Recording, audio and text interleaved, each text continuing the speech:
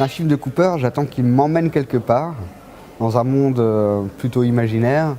Et j'attends qu'il me fasse rêver, qu'il me fasse avoir des frissons, qu'il me fasse vibrer, si on peut dire, et qu'il me montre des choses extraordinaires. Dans l'industrie du cinéma, peu de réalisateurs peuvent se targuer d'avoir marqué l'histoire d'une pierre blanche. Mais Ryan C. Cooper fait partie de cela, notamment avec des œuvres telles que King Kong. Ce parcours exceptionnel a motivé Jean-Christophe Fouquet à lui dédier un livre, Faites le plus grand, qui revient sur sa brillante carrière.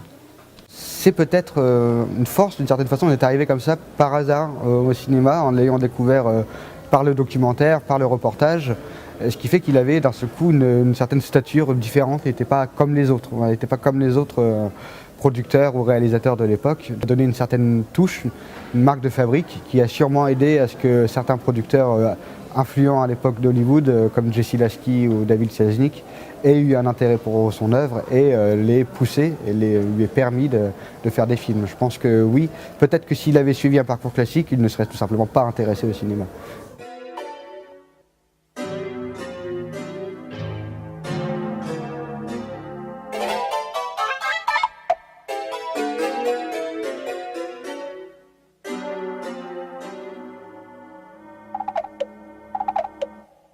Ce qu'aurait été la carrière de Marion C. Cooper s'il n'avait pas rencontré Ernest Schoedsack et s'il n'avait pas travaillé avec John Ford. Bon, on va répondre assez simplement, c'est-à-dire que s'il n'avait pas rencontré Ernest Schoedsack, il est fort probable qu'il n'aurait rien fait, donc on n'en parlerait même pas aujourd'hui. Donc l'apport de Schoedsack, son ami de toujours, avec qui il a travaillé jusqu'à la fin, jusqu'à ce que Schoedsack devienne aveugle, il le fera même travailler alors qu'il était quasiment aveugle. Sans lui, pas de Cooper, ça c'est clair. Après, sans Ford, qui est le deuxième pôle fort de la carrière de Cooper, il y aurait déjà eu une première carrière, il y aurait déjà eu un Marion C. Cooper, donc il aurait déjà été là. Maintenant, il a eu en quelque sorte une carrière bonus, on va dire une deuxième carrière, un renouveau avec John Ford. Et, autant on peut se poser la question de ce que seraient les films de John Ford Cooper sans Cooper.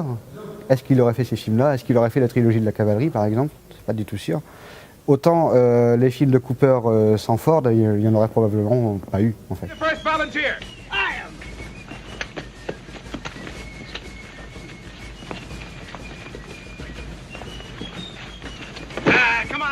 Non seulement il a marqué son époque, mais il a marqué toutes les époques, puisque encore aujourd'hui, King Kong reste indépassable. Tout le monde connaît King Kong. C'est un des rares mythes que personne ne peut dire non, King Kong c'est quoi?